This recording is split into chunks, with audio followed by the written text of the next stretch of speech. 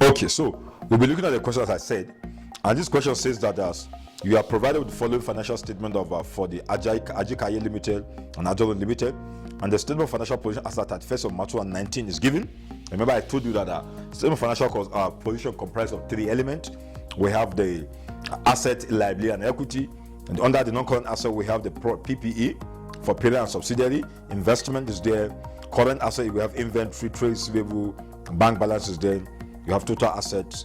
Then of course you have the equity, ordinary share, retained earning, current, and all that. So now, of course, so let's look at now the additional informations.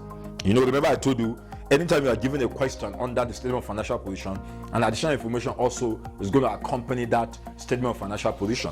So they say the following information is also available. Number one, they say Ajikaye Limited acquire 70% of the issued ordinary share capital of Ajilon Limited 4 years ago, when the retained earnings of Ajilon were 14 million.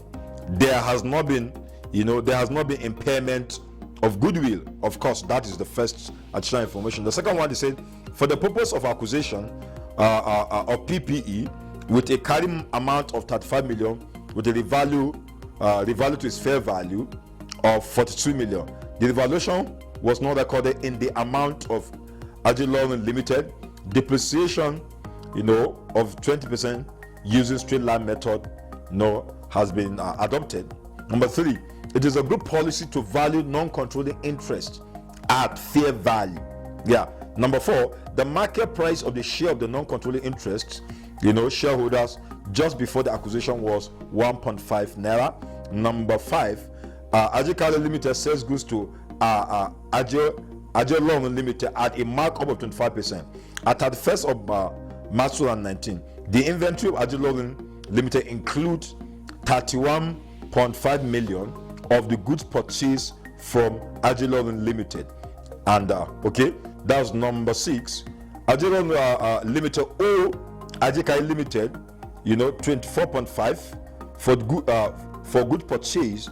Ajikaye Limited owe Ajilon 10.5 million. So they say require prepare a consolidated statement of financial position of Ajikaye Group Limited as at 31st of March 2019. So that is the question. So let's look at now the solution to this question. Remember I told you, of course, please, this solution is like a walking. Of course, you give a space for the actual or for the main solution. So let's assume here this is a solution to that. Of course, remember I told you there are steps. Step one is that you should be able to determine the group structure. And I told you, if you want to determine the group structure, and determine the group structure, you should be able to know, okay, who is a parent company, who is a subsidiary.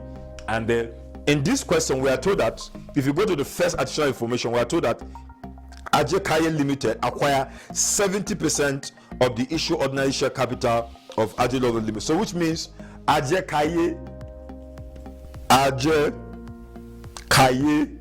Limited is a parent company. Then of Course, Ajilon Limited, Ajikaye Limited is a parent company. Ajilon Limited is a subsidiary, and the percentage of control we are told that is 70%. So therefore, NCI will be 30. Of course, if your percentage of control is 70, which means NCI will be 30%. The date of acquisition, of course, we are told that is 4 years ago. So this is your group structure. The parent company, which is Ajikaye Limited, acquires 70% on the Ajilon Limited. Of course, 30% is NCI. Then, of course, the day. So that's step one. Step two now. Let's go to step two. In the step two is that you should be able also to determine the net assets of subsidiary. Remember, we talk about net asset. I will say this net asset, it could be at the date of acquisition, date of consolidation, and also post acquisition. Yeah, date of acquisition, date of consolidation, and also we have what we call the post acquisition. So these are three naira signs. Of course, in millions. So remember I told you that in the format I gave, I said the first thing here is that you have ordinary share capital of subsidiary share of the subsidiary. If you go to statement of financial position, you will see the ordinary share capital of the subsidiary. Please, not of parent, subsidiary, and which is Ajay Law here is the subsidiary. Ordinary share capital is 110 million, 119 million, sorry, 119 million as a date of acquisition, and also 119 million as a date of consolidation. 119 minus 119, you have 0. Yeah, so that is the. Then check again. Does that company has the share premium? No, we don't have share premium, in this question, because if you check our format, you see the share premium is part of the net asset of the subsidiary. But we have retained earnings. Yeah, we have retained earnings. And if you look at it, remember now, the retained earning that we date of acquisition, which we call pre-acquisition now. The retained as a date of acquisition now, you would normally see it under the additional information. That is the profit the subsidiary made as at when the parent company, actually acquire it. We call it pre-acquisition profit. So now the pre-acquisition profit of the subsidiary, if you go to additional information number 1, you see it there, where they said that Ajay Kai Limited acquired 70% of the issue share ordinary share capital of Ajay Law Limited 4 years ago, when the retained earning of the Ajay Law Limited were 14 million. So 14 million is the retained earning of the subsidiary, which is Ajay Law, is 14 million. So that's how to get your retained earning as at least you normally see under additional information. That's where you normally see the retained earning as a date of acquisition. Yeah. So and then go to for you to get the retained earning as a date of consolidation, go to the body of the question. If you go to the body of the question, you see retained earning, please, of the subsidiary, which is, you see it now, the retained earning, which is 35 million. 35 million. So by the time now, 35 million. This is the profit the subsidiary actually had before the acquisition of that subsidiary, and this is a profit now that is currently that subsidiary is having now. So which means, what is our post acquisition? Which means after the acquisition, we're going to say 35 million, 35 minus 14 million to give us 20. So 21 million is the retained earning, as at the post acquisition profit. So that's our post acquisition profit is a 21 million. Then of course we now also move to do we have any fair value adjustment? We call it evaluation surplus or deficit and all that.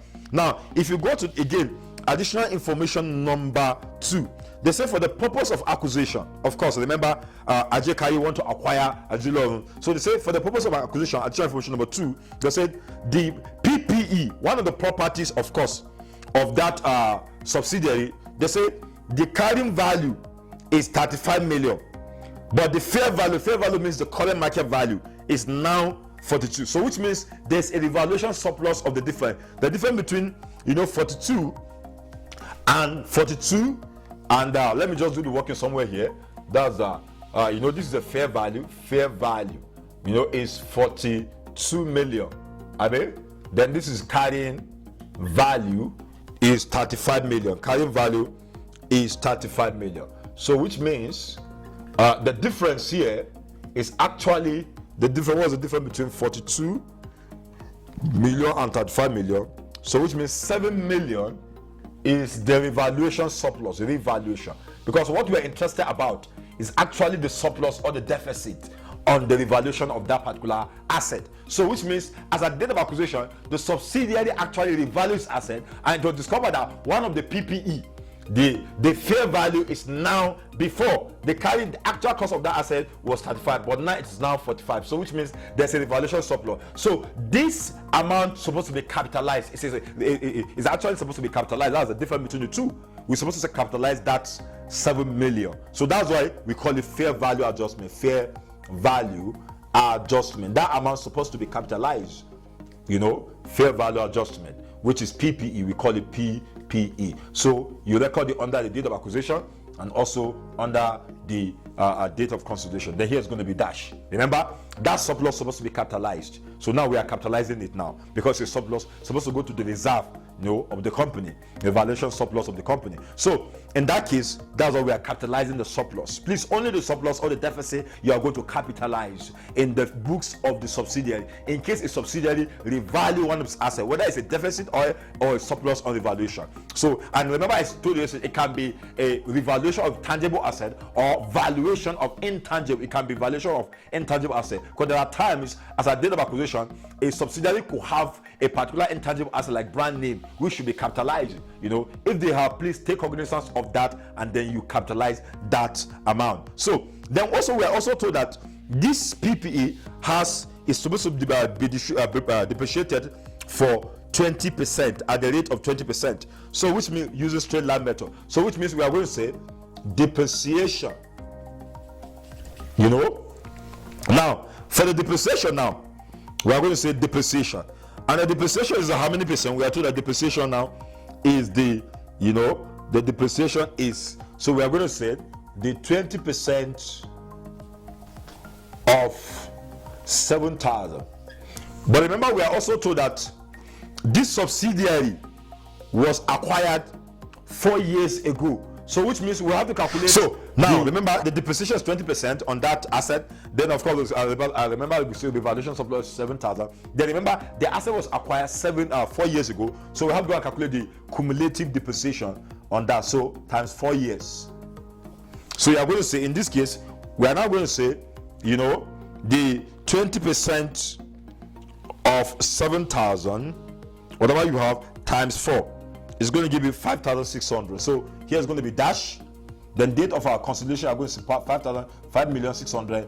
Then here's 5,600,000 is our. So that is that. Then again, now let's check again. Does the subsidiary sell inventory to parent company? If at any time the subsidiary company sells any inventory to parent company, you are going to now remove the provision for unrealized profit if there is in the step 2. So okay, let me go to step number, so the additional information number 4.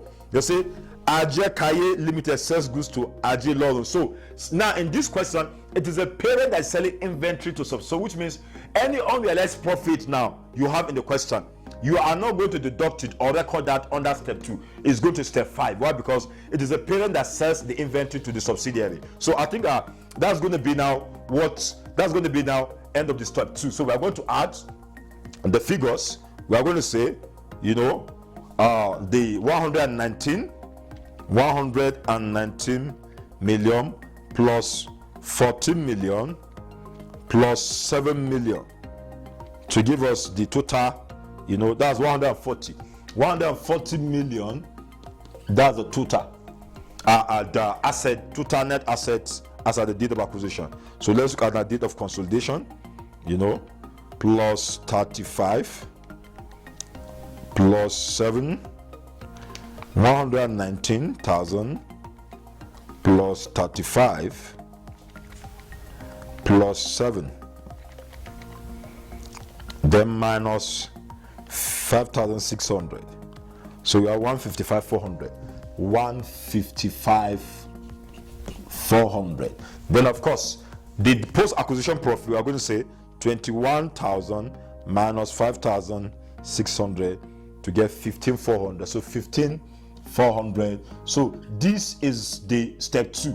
This is the total amount as a date of acquisition, date of consolidation, and also post-acquisition. So let's go to step number 3.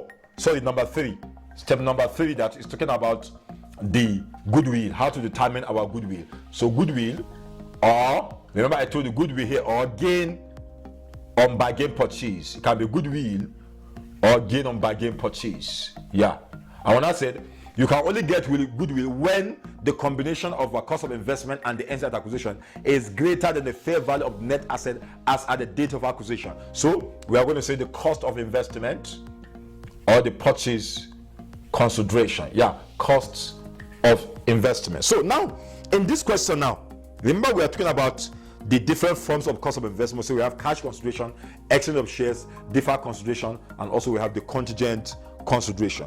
Like in this question, if you now Another way now, if you check additional information, we are not giving. If you go to additional information, when particular number 1, they say Ajay Limited acquired 70% of the issued capital of the Ajay Limited 4 years ago. Now, in that place, sometimes the examiner can actually give you the value of that 70% acquisition. That's going to be your cost of acquisition. Yeah, there are times the examiner could give you that. So if the examiner did not give you that amount under the additional information, go to the statement of financial position. Under the non-current asset of the parent, you see cost of investment. You see investment there. Yeah, you see cost of investment there. So in that place, that is normally you are going to see. Now, sometimes you see investment in, but in this question they just say investment. So we are going to assume that, of course, that amount is actually purchase consideration or cost of investment. Yeah, remember, it's a cost of it. So you are going to see the amount only in the column of the parent company. If that amount actually is the cost of investment or investment in so company. So, which means 140 million is actually, if you go to under the non-current asset, you see the, because any amount the parent company paid the acquired subsidiary, that amount will be capitalized by the parent company, of course. So 140 million is the cost of investment. Then, of course, NCI, if you check our format, at acquisition, that's non-controlling interest at acquisition. Remember, we told you yesterday in our previous class that we said that there are majorly two methods that can be used to value our NCI. We said we can use proportionate method or we can use fair value method. Now we said if you examiner asks you to use, because examiner must ask you, any of the two methods now you are going to use to determine the NCI acquisition. If the examiner asks to use proportional method, multiply the percentage of NCI times the total value of net asset of subsidiary as at the date of acquisition. For example, let's assume in this question, if you check additional information number 3, they say that it is a group policy to value non-controlling interest at fair value, please not at proportional method. So in this case, let's assume it is a proportional method. The examiner says you will have just say 30%, which is remember I say multiply the percentage of NCI with the total value of net asset of subsidiary as at the date of acquisition. Will have just say 30% of this 140, like if the examiner asks us to use the proportional method. But since the examiner say we should use the fair value, we are now going to say 30% of 140. No, it's going to be wrong. So which means now, and if the examiner asks to use the fair value method to value an NCI, if that amount is not given to you by the examiner, which means you have to look for it. In this case now, remember I told you, if you need to look for it, which means you are going to say the number of shares acquired by the NCI times the market price of the subsidiary as at the date of acquisition.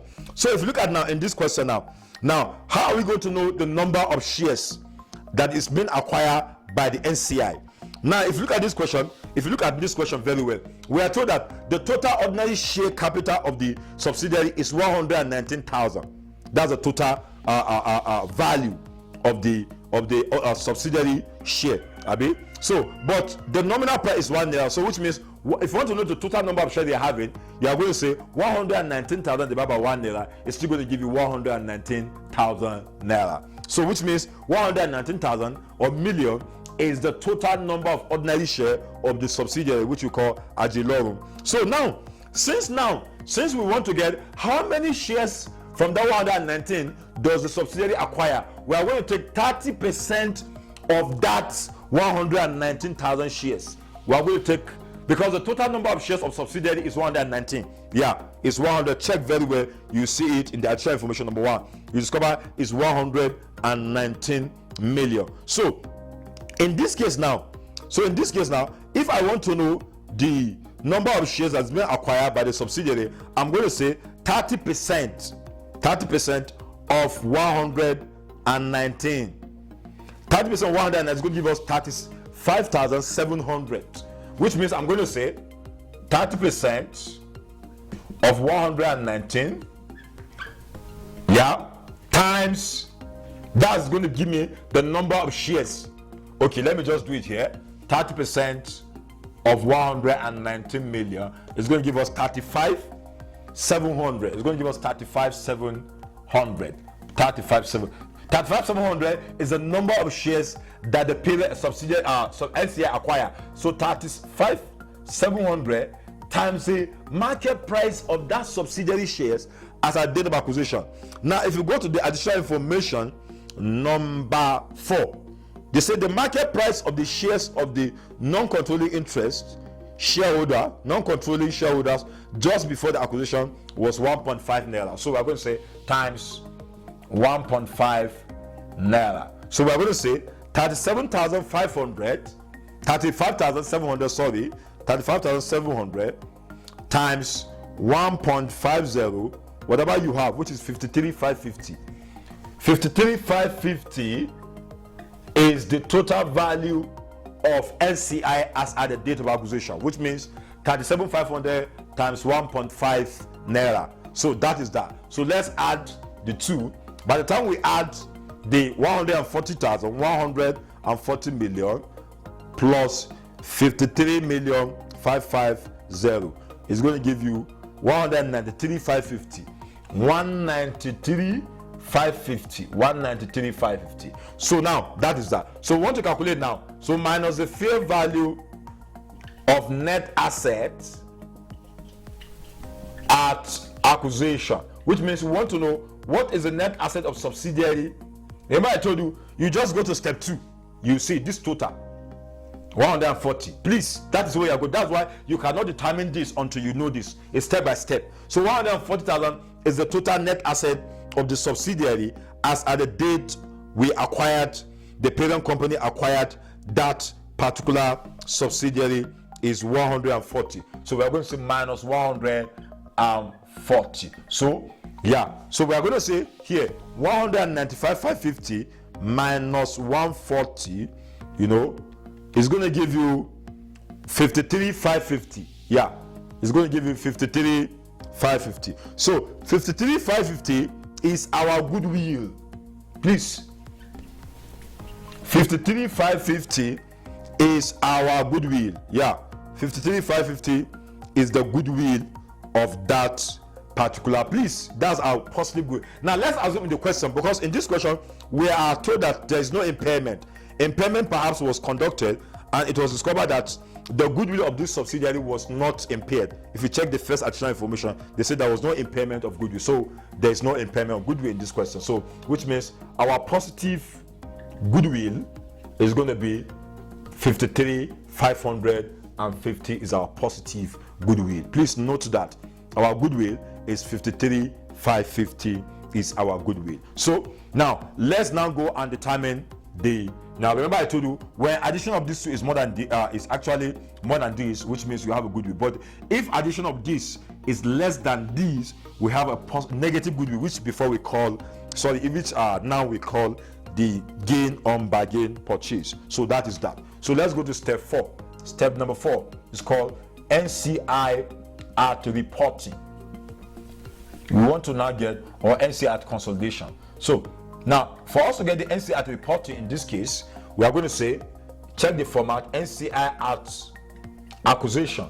The NCI at acquisition in this question, we are told that, of course, it's still 53. Okay, so check the question. For us to determine the NCI at reporting, of course, we have to say NCI at acquisition, which is 53,550.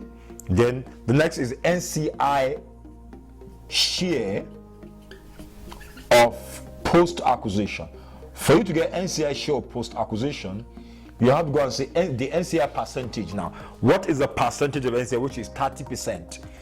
You now say 30% because we want to know what is the NCI share of the profit post-acquisition profit, which is, and our post-acquisition profit is 15,400,000. So we want to know what is the NCI share of that post-acquisition profit. So we are going to say 13% of 15,400.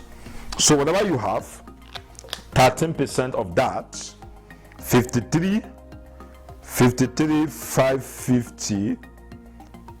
Abi, okay, no, first 13% of 15,400 is going to give you 4,620. Yeah, 4,620 is the answer. So we now add it to now. Now let's assume in this question you have impairment. Let's assume in this question we have impairment. And then if you have impairment, let's assume here. And then if you look at this question, the NCI at acquisition is measured at fair value. We will have said NCI share of impairment. We'll have taken 30% of the impairment that's going to give us. But since in this question we don't have impairment, we'll have just say, there's no need for, taking NCI share of impairment. In this question we don't have impairment. But at the moment we have impairment, we'll have said NCI share of impairment. We'll have taken 30% of the impairment value as an NC and then come and deduct it from there. So since we don't have, we'll just add these two figures. So which means we're going to have 53,550 plus, to have a figure. So we have 58,120. If you add the two, 58,120 is the answer. So that is that. So now that is so let's go to the last step, which is called our last step, which is step 5, is called the group between earnings. That's number 5, is a group retain earnings. Okay. In the group between earnings, remember, if you check the format, you are going to bring the parent retain earnings to that. Now go to the question. Go to statement of financial position. You see the parent retain earnings. That retain earnings of the parent. Under you see for the parent, is going to give you 150,500, 150,500. Then parent share of post acquisition. Parent, remember, parent has 70%. Yeah, so 70% of post acquisition profit, which is 15,400. Let's look at 70% of that. 70% of 15,400 is going to be 10,780. So 10,780.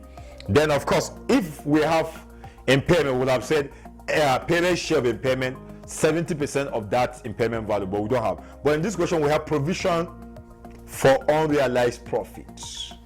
Remember, because we are told that parent, if you check, go to additional information number 5. They say Ajay Kaye, which is the parent company, sells goods to Ajilonu Limited at a markup. Remember, it's a markup. So, and they said at the 1st of December 2009, the inventory in the in the Ajilonu Limited, the one that puts include 31,500,000 of the good purchase. So the remember we said that there are two ways that we calculate profit here, where we are using markup or margin. If they say markup, you are going to say 100% plus any percentage profit given to you. Now, in this question, we are told that the percentage profit given to us here, is 25%. So which means we are going to say 100. We are going to say 100 plus 25% to give us 125%. Alright. So we are going to say okay here. So therefore, we are going to say 25 over 125. Remember 100 plus. If it's a markup, we are going to say 100 plus 20 to give us 125%. So we are going to say 25 over 1 times the value of inventory remaining. And we are told that here the value of inventory remaining in the books of the Ajilonu Limited is 31,500, 31,500,000. So which means you are calculating provision for unrealized profit on the remaining inventory, and the remaining inventory is 31,500,000. So in this case, we have to go and say 25 over 125, whatever you have, times 31,500. So you get 6,000 or 6,300,000. So 6,300,000 is a provision for unrealized profit. So let's check, is there any other information? I don't think we have any other information apart from this in this question. So in this case now, so we cannot go and add, I don't think we have any other information that should come here. We don't have impairment, so there's no need for that. So since in the absence of norm, we have to go and now add that value. So let's add everything together to give us what we are looking for. So therefore, we are going to say 150,500, 150,500 plus 10,780 plus 6 plus 6,300 is going to give us 167,580. 167,580. I think that is the, so that is that. Abi, one. So now, so I think that is the end of this question. Abi, that is okay. Let me see again. Let me compute again. 150, 500. Let me see. 150, 500 plus 10, 780 plus minus supposed to be minus, not plus, minus 6,300, not plus. Supposed to give us 154, 980. Supposed to give us 154, 980. Sorry, it's a mistake. 154, 980. Yeah, so that is that. 154, 980 is the total group return earnings. So that is the working. So now, of course, let's go and do the main work, the main per computation order. So this is the workings. Working 1 up to 5 group return are group structure, net asset of subsidiary, goodwill or gain on bargain purchase. Then, of course, you go and determine the NCR reporting. Then the last one group return. So now the last thing here is that we can now go and now determine our so let's go and determine the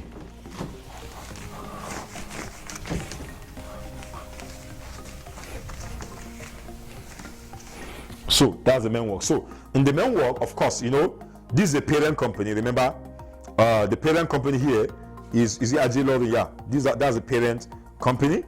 We are going to say Ajay Kaye Limited, consolidated statement of financial position as at 31st of March 2019. Then, of course, you have the two naira this thing here. You have the notes if you want notes. Then we have the assets. Under asset we have non-current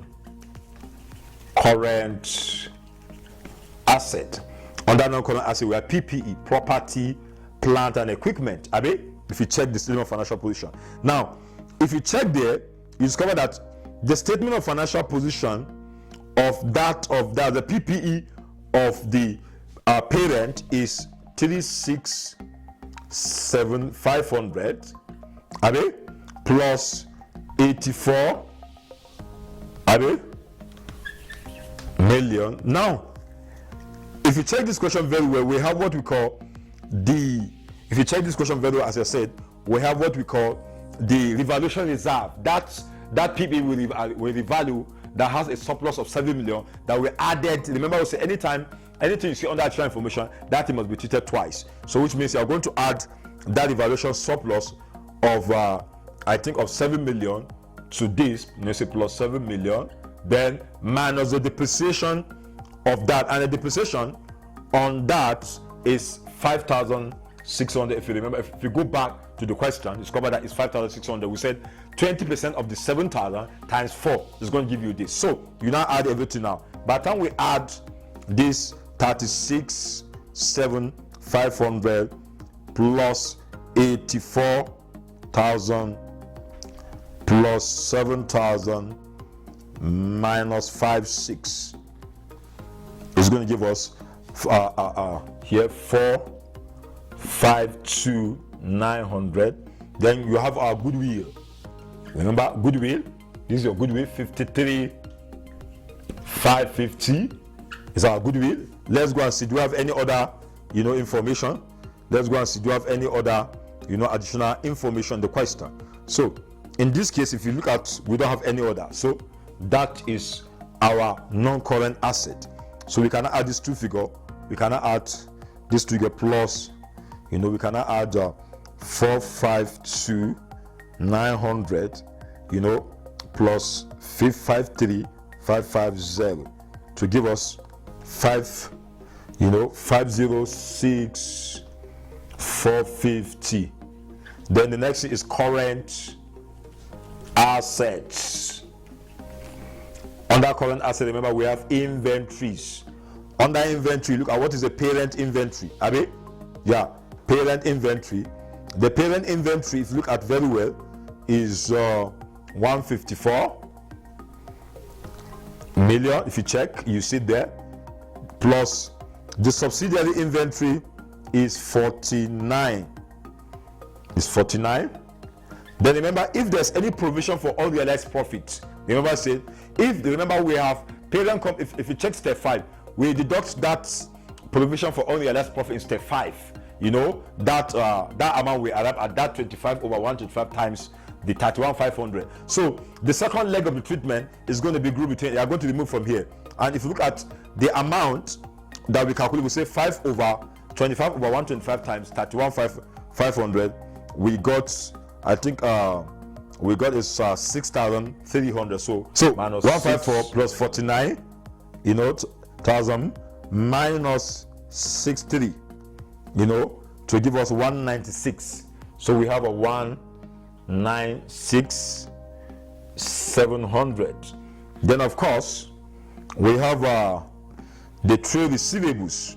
We have trade receivables. Now, okay, in this case now, if you check very well, the parent trade receivable is 101, you know, 500.